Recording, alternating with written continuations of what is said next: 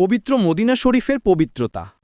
পৃথিবীর পবিত্রতম স্থানগুলোর মধ্যে একটি স্থান হচ্ছে পবিত্র মদিনা শরীফ। পবিত্র মদিনা শরীফ প্রত্যেক মুসলমানের আবেগের জায়গা, তাতে কোনো সন্দেহ নেই।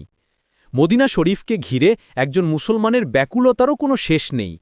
জীবনে একটিবার সেই পুণ্যভূমিতে যাওয়ার জন্য এবং প্রিয় রাসূল সাল্লাল্লাহু আলাইহি ওয়াসাল্লামের রাউজায়ে পাকের সামনে দাঁড়িয়ে প্রিয় রাসূল সাল্লাল্লাহু আলাইহি ওয়াসাল্লামকে সালামি দেওয়ার জন্য প্রত্যেক মুমিনের অন্তর কাঁদে এবং তা ঈমানের দাবিও বটে।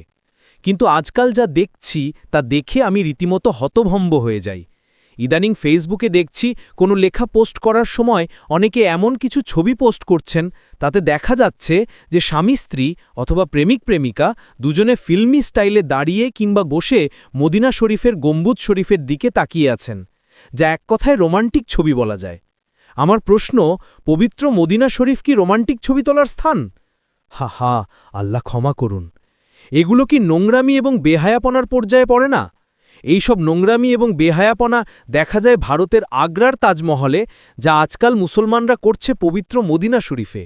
আফসোস মুসলমান, ভিনদেশীদের এমন কুরুচিপূর্ণ কাজ আমাদের দেশের তরুণ কাপড়রাও আজকাল ফলো করছে, যা অত্যন্ত দুঃখজনক।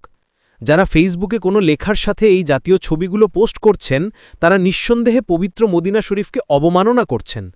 নিজেকে প্রিয় নবী সাল্লাল্লাহু আলাইহি ওয়াসাল্লামের আশেক দাবি করছেন, অথচ প্রিয় নবী সাল্লাল্লাহু আলাইহি ওয়াসাল্লামের এবং তার পবিত্র রওজা পাকের আদবের কথা চিন্তা করছেন না। তাহলে আপনারা কেমন আশেক হলেন? পবিত্র মদিনা শরীফ আদবের স্থান।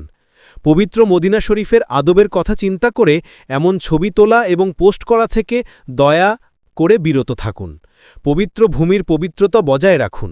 আল্লাহ আমাদের সবাইকে বোঝার তৌফিক দান করুন। আমিন।